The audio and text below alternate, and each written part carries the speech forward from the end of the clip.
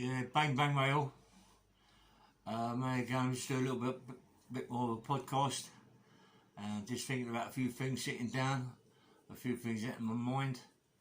I used to live in Kingston. Um, my mate was a guy called Jimmy Ward. I don't know if he's still alive today. I heard he's dead. I'm not quite sure.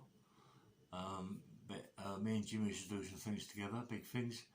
And I was enforcing for Jimmy as well.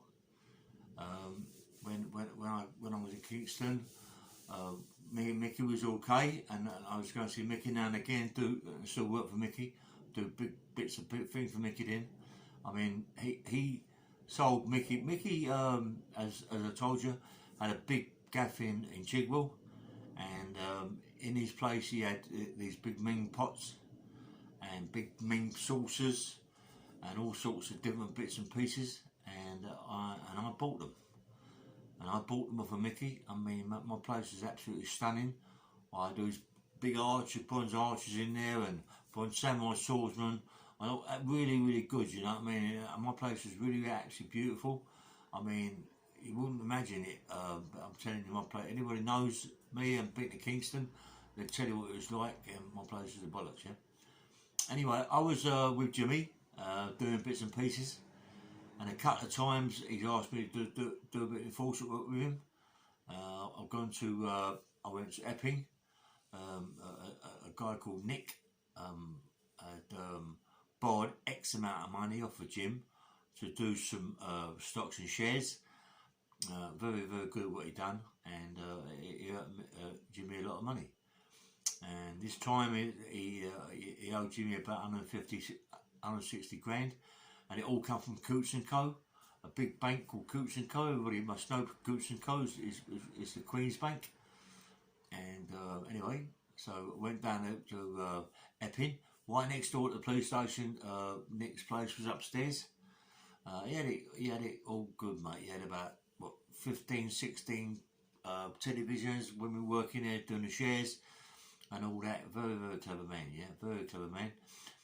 And anyway, it's all blue chip and all that. He was good at what he was doing. I think Jimmy earned about 150, 60 grand, something like that anyway. So I had to go there. Nick had disappeared. I went up by the police station. And I went mad, you know what I mean? I dragged a few people, dragged them all around the gaff, all around the office. And where's Nick? Get him on the phone now. Tell him I'm in the office. Get him now on the phone. Nick come down with a briefcase, 160 grand. I said, right, Nick, this is called plenty of trouble for me, mate. I want 170 grand off you now, right? He said, I ain't got 170 grand. I said, take me 160 grand, I'll come back tomorrow and get the 10, yeah? He went, okay. So, anyway, Pete, give Jimmy the money. Jimmy went back to my house in Kingston, give me 20 grand.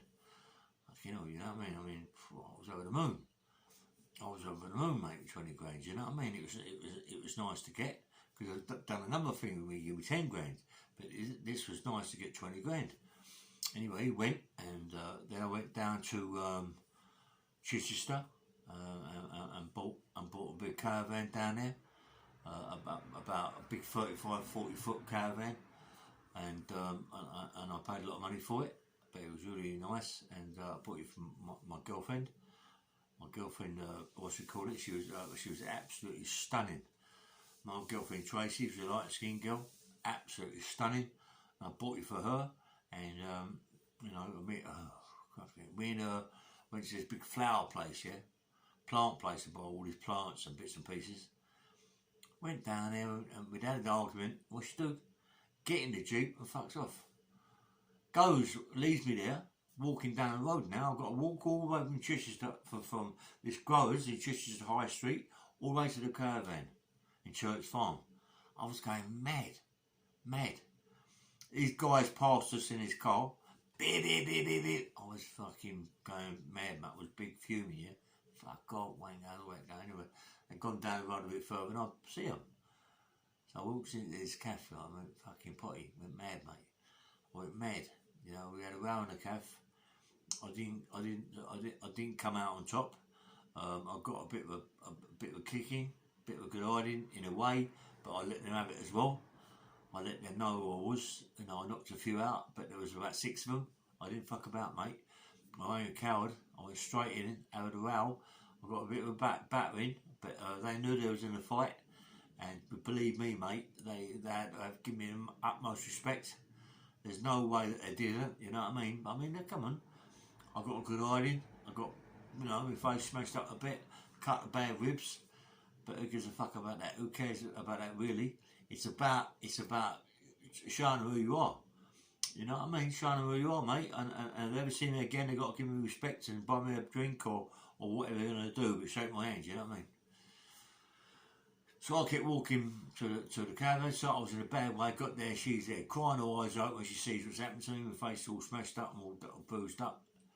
And anyway, so from that time, we went home and everything's sweet with me and her. Everything's sweet. And I went back to the caravan, pick up some money that I left there. Come back to the caravan, park the caravan outside. The Jeep outside. Walked in my house. My son's there. I've told you a story before, but I want to tell it again. My son's there. Alright, Dad, can I have some fags? I said, listen, you shouldn't be smoking. You're only 16, but I'll go and get you some. Walked out, walked across the road. Well, not walked out, walked down this thing, private road. Walked down, out, walked down there, got some fags. My boy come back, noticed my Jeep was fucking windscreen had gone. Tyres were down, and he'd been shot. Someone had done my motor. As I walked in the house, there's all blood blood on the patio. Oh, what the fuck? My dog. Where's my dog? One's in the garden. Where's the dog? All of a sudden, I fall in the blood. I went, oh, my boy. Where's my boy? I went upstairs. My boy's hiding in my wardrobe. In this place, there was hide a safe in there and everything. And he's shouting out, Dad, get out. They're going to kill you. Right? I said, who's going to kill me? No one here, boy. I said, come out here. So they come out. He said, they come in, Dad. They come in, shot up, Dad. And they shot the dog and all run, Dad. You know what I mean? And I went up the stairs. I knew what to hide. I locked the door. They couldn't get in here. And, you know, they was shouting, you know, Dad, I was so frightened for you, Dad. I didn't want anything to happen to you. I said, that happened to me. What happened to you? And when I went downstairs, we could hear the dog, like that. And she'd been shot in the chest, in the shoulder, and in the side. By that time, the police had come because there was banging, bang, bang, and all that shit. And anyway, they left a big bag of money on the side. They never even went in and entertained that. Never even looked at that. I put the bag straight down. Fucking hell. And all of a sudden, they come in and see my dog. I said, get the dog. And we take him to the vets. And took him to the vets. And he was like, that put me to sleep. He said, yeah, put me to sleep, mate. Broke my heart. Broke my heart. I loved her to death. But she broke my heart. She was like, anyway.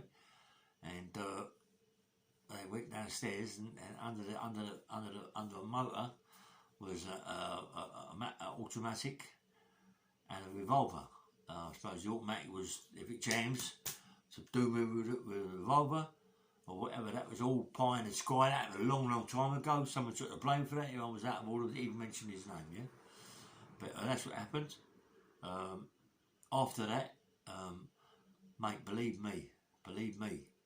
I went absolutely apeshit. Not because of my dog, because of my son. If they got him, would they have shot my son? Now I'm looking for these people, yeah? I'm thinking there's so and someone else. I chopped these fucking people's hands up with a machete. I mean, come on, it just shot my fucking, my ass up. I went to kill my boy. You know, I'm looking for him, I'm going mad, running around with all sorts of things in vans and cars and everything, going to see everybody I think it could be, you know, and I chopped these guys' hands off because they gave me some grief, it wasn't them, you know, and it just got out of hands. Come on, you know, that is when I started on the pipe, on the crack. I got on that crack really bad then, you know what I mean? I mean, I left the house to Danny. She was around her mum and dad's. I left that part of it, and I went to Brentford. Don't forget, Danny's dad had always, since before that, tried to shoot me. Bullet went by me, many miles an hour. Shot me in the shoulder when I was down, and the other thing, but it shot me on the shoulder, but it just grazed my shoulder, and you know, and I hit the floor and got up, and he put a gun in someone's mouth, thinking it was with me, but as a guy was getting Indian out of an Indian shop. I ran to my car, as I don't live far from where they live. I ran to my car, got a thing out the boot, and I chased him. My thing was alive, and it shot out a few shots. Don't know about that, mate. If one of them hit you, blow your fucking head off. And you know, that's what happens. And he shot me like 4 times, and went all over the gap. But mate, if I'd have got him in mine, he was dead. Which I would have been dead, you know. And I kept driving around. Danny kept phoning my Danny up, and she said that you okay? I said no, he shot me in the shoulder. And I said, look, I'm going to go home now, thinking that he'd be there waiting. So I had to do it very cunning, you know what I mean? I had to do it very cunning. My place is quite easy to get into. Not get into, get round to, you know what I mean? Even if it's a private fucking thing, you can still get round it. And I had to be very careful. Nothing occurred. But, I mean, after that, as I say, my boy, they tried to come and kill me. In my house in Kingston, and I went and chopped some guy's hand off because I thought it was them. Lucky never got he chopped his fucking head off. At that time, if that had been Mickey Keogh, I was told then it was Mickey Keogh that did it, but it wasn't Mickey Keogh that did it. Anyway, we know that I apologise about it. He took it a bit over the top, but if then I'd have been told that Mickey Keogh, I'd have chopped his fucking head off. I'd have chopped his head off, chopped his head off. That goes without saying, Mick. You know, if you're listening, but you know, it wasn't you, mate. And I'm glad no one put it to me then at that time, yeah. But they put it onto me later on. People that don't like you, Mick, and they try to get me to come and do some damage to you, and it isn't your fault. I apologise for that, and whatever you say and what's said now, you've got to forget about a whole fucking lot of it, yeah? Forget about all this. I don't want to get out of proportion, because when I'm like this, I get a bit nutty. Anyway, I apologise to you and that, yeah? Anyway, after that, I went to live in Brentford, a place called Brentford Docks, over there. I went to the gaff over there. I didn't want to live around my place. I didn't feel safe. Shot my dogs, one of my dogs. The other dog I give away to a girl in a pub. We were in a pub. She took my other big dog. The bulldog, Danny took the bulldog around her dad's. I understand the old man had it chained up, like Hercules. Poor thing couldn't move nowhere. You know, it pissed me off. The old man was a bit of a bully. You know, he was a bully. And but me and him never see eye to eye after that, obviously so, you know what I mean? But Betty was a bully. I mean, come on. He was in Parkhurst. I was in Albany. He must have known about me, heard about me. A lot of people weren't nobody really, because Albany was my thing. Lots of things happened in Albany, happened to me. You know, and then the old man's come out of prison. Danny's told him who I'm with. The old man gets very jealous. I'm with my company. My company give me lots of bits and pieces, gold, diamonds, and all them sorts of things. So the old man is jealous that he ain't got them. But then I look over the old man. I give the old man whatever he wanted. And what does he do? He knocks me. He knocks me, calls me problems, wants me put away. He wants me put away. Couldn't do it himself. So he's trying to get someone else to do it for him, yeah?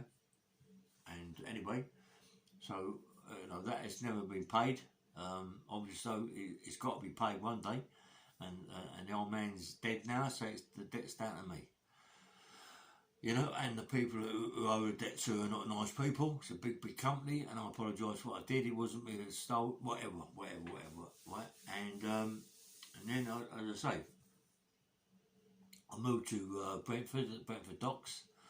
I go there, I got on a pipe. But don't forget, I'm going to tell you a little bit of story before that. Anyway, I'm with Mickey. We're going around all the clubs and bits and pieces and all that, you know. and no one's taking the mickey out of Mickey. I mean, I'm with him 100%. I mean, people, everyone knows more or less who we're with, the company we're with, so no one wants to fuck about. And the people that do, they've got obliged, mate. I didn't muck about with these people. I just went into Browns, don't matter where, what club. I mean, I've done a few people in Browns. I've done quite a few people in VIP upstairs, but they get a bit leery. I don't drink, I don't smoke, I ain't taking no drugs. They're all out the nut, they're causing a problem, but I've got to sort things out, yeah? So I sort all these bits and pieces out. Then one day that my Danny was absolutely stunning. She was 6'1", she worked at clubs, you know, and she went down to Blondes by herself with another mate of hers. I used to go to Blondes sometimes with her, but mostly with my pal Mickey and other people that I used to go to with, yeah. She went down Blondes a couple of times, and I thought a bit suspicious about things. It was getting a bit of a habit of going down all the time, you know. So I thought, fuck it, I'm going to go down to find out what's going on. And anyway, I goes down there she is, talking to two guys in the bar, right next to them, all lovey-dovey. I walked in there and she shit herself. The guys, I had a right pop at the guys. They didn't know what to do, more or less got leery. I said, listen, do yourself a favour, don't get fucking leery, mate. I said, you don't know who I am, but believe me, don't play around, mate. Don't play with me, mate, you know what I mean? Because something will happen to you, you know what I mean? Be careful, yeah? Yeah, I said, be careful, mate. So I drove home. 2 days later, I'll get a message that these two guys got shot in the leg. Both got shot in their legs, in a higher leg, the thigh. And whoever did it done me a favour, and they won't be doing that again. And I can assure you of that. You know what I mean? You don't muck about with married women. Even if you don't know they're married women, you've got to find out before, mate. And all that crap about with the old man no more, mate. You've got to be 100% sure that it ain't the old man, because someone goes with my woman and finds out, they're in trouble. They're in trouble. You know what I mean? Anyway, what happens then? I'm in Chiswick with my mate, and we had to pick up the debt. The debt was about 40 grand, and me and my mate, we took it and we've hurt these people really bad. Well, I've definitely hurt them bad, mate. I mean, we don't have to use no tools. We smash them to pieces. We smash them to pieces with our hands and really pay them bad. You know what I mean? They're there to meet us for the money. They know we're coming, but we bash them up really bad because they mucked us about big time, yeah? And we want more money off them anyway. So we smash these people to pieces, mate, I'm telling you. Grab the bag. I run to the car, put the bag down. He comes later on round the corner, gets in the car, sitting down, drive off. All of a sudden, beep, beep, beep, beep. Old Bill, up my arse, pulls over to the left, they pull over to the left. Pull over to the right, they pull over to the left. Beep, beep. Goes to the roundabout, come in the side. Yes, mate, what's up? Yes, mate, what's up? This is me shouting across to them. My mate's sitting in the passenger seat, I'm sitting in the driver's seat. Yes, mate, what's up? Can you pull over there, please? I said, what's up then? They said, can you pull over there, please? I went, what's up, mate? Tell us first, what's up? What's up? Are you going to pull over there? I said, fuck off. Gone, right? Gone. I had a Toyota, whatever it is, 3 litre, boom, like a rocket, yeah? Shot down the road, they're up her arse. You can't get away. You can't get away from these people. It's impossible. But give them a little. They're gonna. We want to give them a bit of a chase. Goes up the road. Bus pulls out. The bus want to do a right. What is it? In a cul-de-sac. Goes into a cul-de-sac. Keep driving. Put my foot down. Comes into a fence. Over the fence. Bosh. Straight into a graveyard. Crash onto a grave. Smashed it. 4 or 5 graves up. My mate jumps out. He don't take the bag.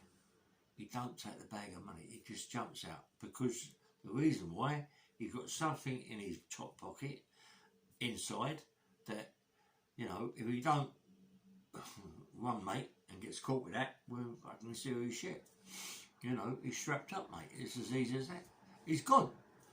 All of a sudden, the old Bill chasing him. It's all mud everywhere. He can run, my pal, ain't going to catch him. So what I decided to do, get out the motor and chase the old Bill that's chasing him. Because I don't want the old Bill to catch him. Because if the old Bill catch him, he's going to fucking give it to him. I know what he's like. He will give it to him. So I'm going, Jesus Christ, so I run as hard as I can. I get hold of this guy, boom, hit the old Bill in the chin, it goes down. Fucking Sparko. The other one comes over, bang. I've hit him, but he don't go, it's wobbly, but I'm running away. I go between this fence and some flats they're building up. Who gets involved? Yeah, your own people, scaffolders. Scaffolders, your own people supposed to be, big tough Charlie potatoes is, what happens? They get involved, start chucking scaffold poles down at me, calling me off, having wind up, I can't do nothing, I'm caught. Scaffold poles, everything, I'm caught. Old Bill get on me, put me up against the van. What happens? The old Bill comes up as being chinned. The first one, crying like a baby. But crying like a baby. Listen. I didn't go out to hurt him. I went out to him to knock him spark out so he can't catch my mate. I don't want him dead, mate. I don't want him dead. You know what I mean? Anyway, they take me to Chiswick Police Station. They've got all that money in the car. Take me to Chiswick Police Station. But I'm in there. I knock at the door. I can open the flap. Who is it? The one that's in before my big centres, Tween. Now he's top Chief Inspector Tween. Old Bill, Flying Squad or whatever he is. Yeah. Hello, Willie.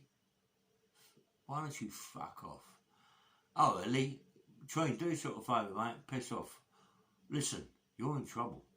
There's an armed robbery.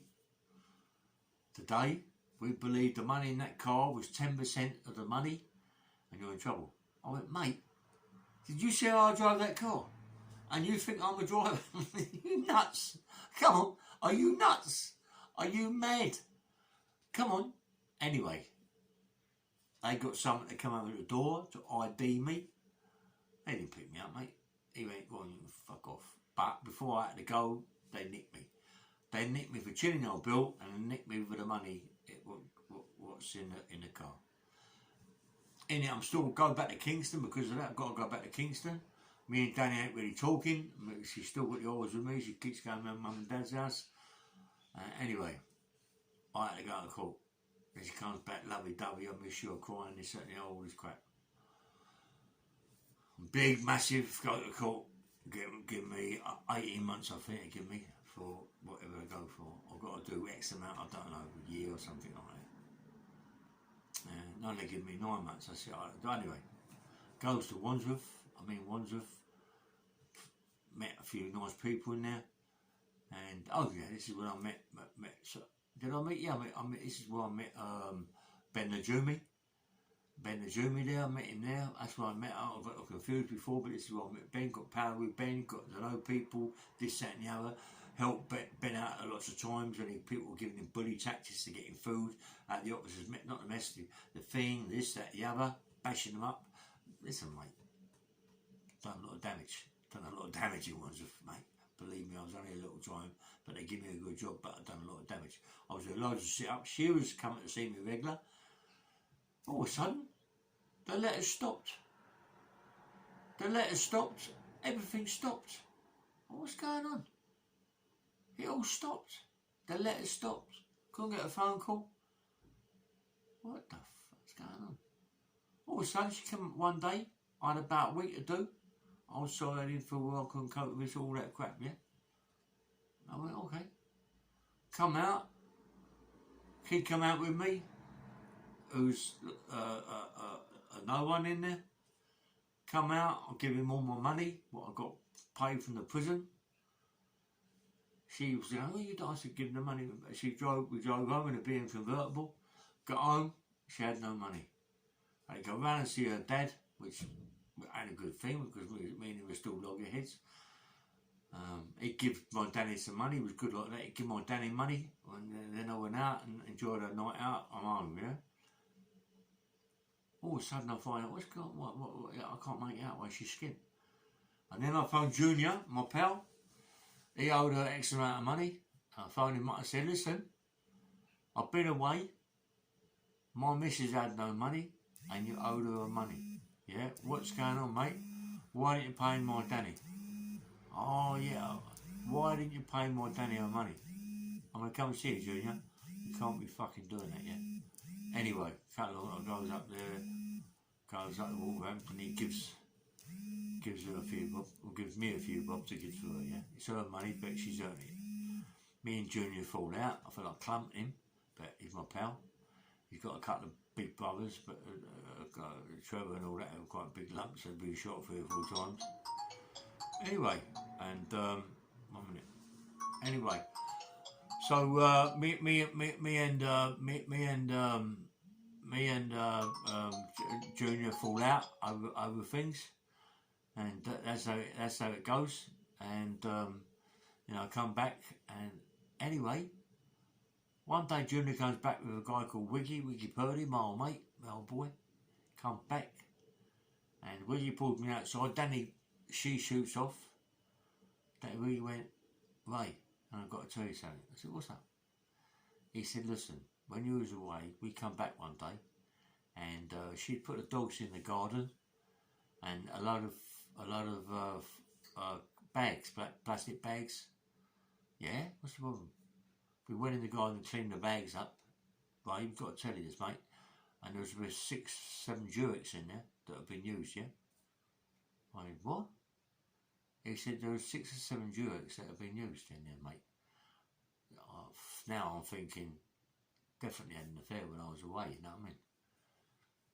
And now I've got to find out who it is, and it makes it even worse. So now I'm suspicious to everybody. Now I'm talking to her, she's fucking, mate, she is petrified. She is petrified about Danny, but my Danny can have a fight. Me and her are out, she bashes me all around the face, she goes back to live with mum and dad. Guilt, the guilt complex, innit? You know? And anyway, me and her wound up partying then. She come back one day to get a few things. And what happened? She come back, got it, and we had an all pair. We had all pairs, 3 of them we had. Not all at once, but after one or another. The last one was German, yeah? Big German, 6 foot odd tall German. Hated me, mate. Hated me. Loved my Danny. Oh, I love my Danny. Danny went without taking her with her. And all of a sudden she come in one day, this big German thing, having goes at me for hours towards Danny. I said, mind your own business, do you sort of favour, get all gear, you're going to go. Well, not yet, I'm not going. I said, you're going now. Go and live with Danny. Right. All of a sudden, I goes upstairs, and that German had been in one of my places where I hide something, and took the keys to my safe. Took all my money out of my safe, took all the jewellery out of my safe. She didn't do it at the same time I was there. She must have done it when I wasn't around. So I don't go in that place because I'm not looking for nothing. I don't ever go in the place in the wardrobe. I know it's safe. She nicked all the stuff and took it around Danny's. I got no money. Took all my jewellery. Took my dogs. Took everything. My dogs have been shot. I'm in a bad way. I mean, everything's gone upside down. Then I'm obviously, so the only person that I'll get in touch with is Mickey. Tell Mickey about everything. Mickey's going mad. What can we do about it? I said, well, I've got to find out first. I've got to find out who it is, Mickey. You know what I mean? I'm chopping his hands off. I don't even know it's them. You know what I mean, mate? And he's going crazy. But then I've got to go things with Mickey, do things with Mickey. So obviously, by that time, things are going out of my nut. You know, I'm going mad. I'm going crazy. You know, I'm going mad. I'm going up in that, mate. I can't believe what's going on in my life. I get involved. I leave Mickey one day, and if I don't go back, I get a lot of money, and I meet a girl called Aria Borio. Yeah. Crackhead. Well, she's not. She's a lead singer in a group called Entice, and she's on crack. She fucked it all up, fucking twice up, and she got on crack really bad. She got me on it because I love it to death. Got me in Brentford smoking crack. Listen, I'm signing off now about this. Tomorrow I'm going to do a bit bigger enforcer. Have a nice day. Have a nice night. Thank you very much. And please like and subscribe. Thanks very much. Take care.